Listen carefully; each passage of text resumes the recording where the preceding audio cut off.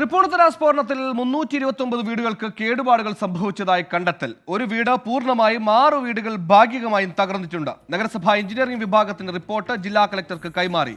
സംഭവത്തിൽ 3 പ്രതികൾ കൂടി പിടിയിലാകാനുണ്ട്.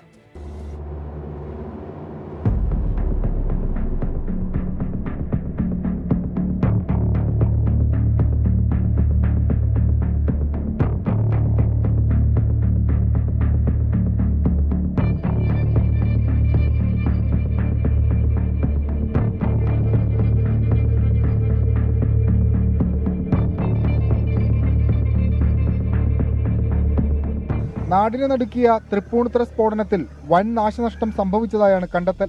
322 വീടുകൾ, 4 സർക്കാർ ഓഫീസുകൾ, 3 സ്വകാര്യ കെട്ടിടങ്ങൾ എന്നിവയ്ക്ക് സ്ഫോടനത്തിന്റെ ആഘാതത്തിൽ കേടുപാടുകൾ പറ്റി.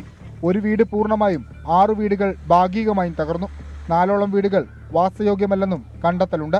നഷ്ടപരിഹാരം ആവശ്യപ്പെട്ട ആക്ഷൻ കൗൺസിൽ നാളെ ഹൈക്കോടതിയിൽ ഹർജി നൽകും. ദുരന്തമുഖത്ത് റവന്യൂ അധികാരികളും ഫയറും പോലീസും മറ്റ് വില്ലേജും അതുപോലെ തന്നെ നഗരസഭയും അടക്കമുള്ള സംവിധാനങ്ങൾ ഉണർന്ന് പ്രവർത്തിച്ചു. പക്ഷേ അതിനുശേഷം കഷ്ടനഷ്ടങ്ങളുടെ കണക്കെടുപ്പ് വളരെയേറെ വൈകുകയും ഇത്രയും ദിവസമായിട്ടും ഈ ദുരന്തം അനുഭവിക്കുന്ന ആൾക്കാർക്ക് ഒരിടക്കാല ആശ്വാസം എത്തിക്കുവാനോ ഗവൺമെൻറ് മെഷീനറിക്ക് കഴിഞ്ഞിട്ടില്ല. എഞ്ചിനീയറിംഗ് വിഭാഗത്തിന്റെ റിപ്പോർട്ട് ജില്ലാ കളക്ടർക്ക് കൈമാറി.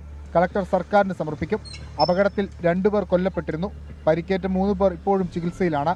കേസിൽ ഇനിയും 3 പ്രതികൾ കൂടി പിടിയിലാകാനുണ്ട്. ക്ഷേത്രം ഭാരവാഹികളിൽ നിന്ന് നഷ്ടം ഈടാക്കണമെന്നാണ് ഉയരുന്ന പ്രധാനപ്പെട്ട ആവശ്യം.